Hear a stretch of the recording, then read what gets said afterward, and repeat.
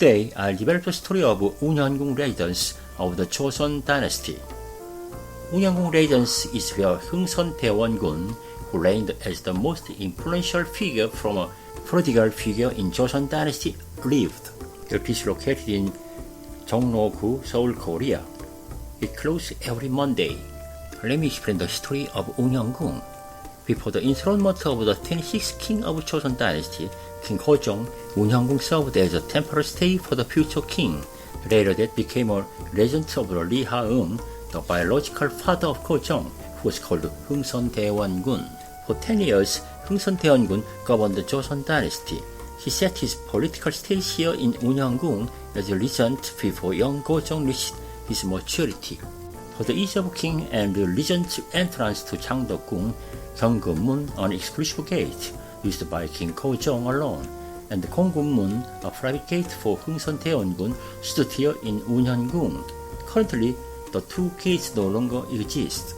In Noandang Hall, Hungsun Daewon-gun discussed various national affairs. Norakdang was used as the main building, Irodang as a detached residence from the main building. The scale, structure, and the shape of the coach plane more closely resembled the style of a royal palace than the residence of the nobles. After the death of Hungsun Daewon-gun, Unhyanggung was inherited to Lee Jae-myeon, the firstborn son of Daewon-gun, followed by the inheritance to Lee Jun-young, the eldest son of Jae-myeon. After Korean War, however, the scale of Unhyanggung dramatically shrunk as a great portion of the palace was sold. After enthronement of King Gojong, the territory of Unhyanggung was expanded, as the Queen Daozo ordered the construction and repair of land and houses with the professional treatment of Daewon-gun. In the first year of King Gojong, Noandang and Norakdang were constructed. Irodang was built in the 6th year of King Gojong. Since then, it has been called Unhyanggung. Hungsun Daewon-gun died in 1898.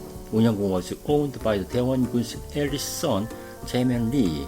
In 1907, his grandson Lee Jun-young, who was staying in Japan, returned to Korea and used it as a residence.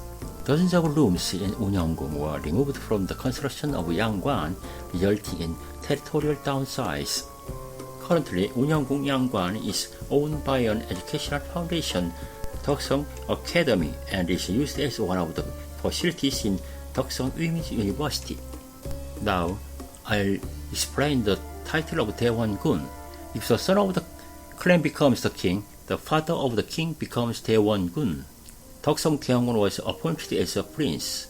Daewon-gun is commonly known as Hungsun Daewon-gun Lee Ha-eung. Only one member of Hungsun Daewon-gun became Daewon-gun during his lifetime. Deokseong Daewon-gun is the father of Seonjo, the 14th king of Joseon. He became Daewon-gun as a prince. Jongwon Daewon-gun is the father of Injo, the 16th king of Joseon. Cheonggye Daewon-gun is the father of Cheoljeong, the 25th king of Joseon. Hungsun Daewon-gun is the father of King Gojong, the 26th king of Joseon. Hungsun Daewon-gun became the last Daewon-gun of Joseon and the Daewon-gun during his lifetime. I'll explain about the Hungsun Daewon-gun. Hungsun Daewon-gun deliberately pretended to be a paraco and lived a prodigal life in the market after being sacked by the Andong Kim politics in the late Joseon dynasty. Through this, he survived Kim Andong's guard, and Cheoljeong ascended without descendants and made his son king. He took over politics in the late Joseon dynasty as his son became king and became Daewon-gun. Daewon-gun was born Lee Ha-eung in 1820 and died in 1898. He was a ninth generation descendant of King In-jo. He reputedly excelled in calligraphy and painting. He became to power when his second son Lee Myung-bo was chosen to become king. On 16 January 1864, Lee Myung-bo was appointed the Prince of Ikseong by Daozo Queen Sinjeong. The next day, his father was granted the title Daewon-gun. Since Gojong was so young, Queen Sinjeong invited Daewon-gun to assist his son in ruling. His main goals were as follows: to crush the old ruling faction that had virtually usurped the sovereign power of the kings earlier in the century, and to reform the government and strengthen central control.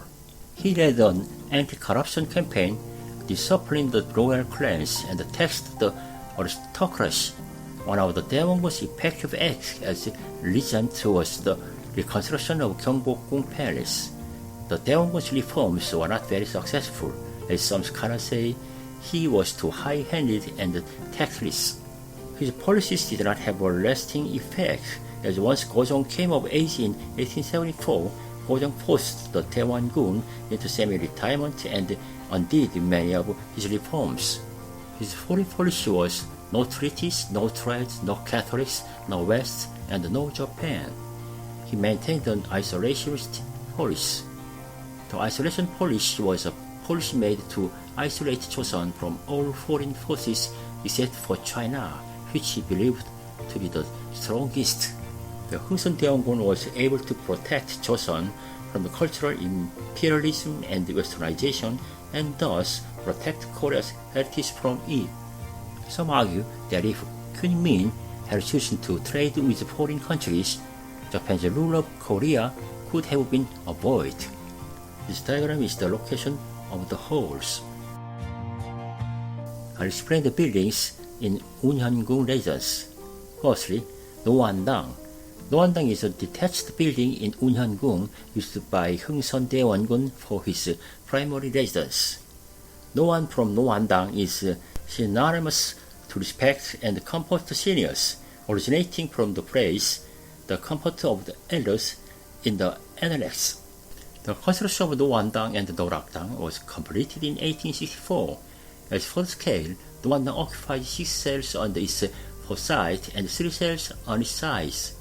The splendor of its spatial composition, minimal wood structure, and detailed engineering bears a strong resemblance to that of a royal palace.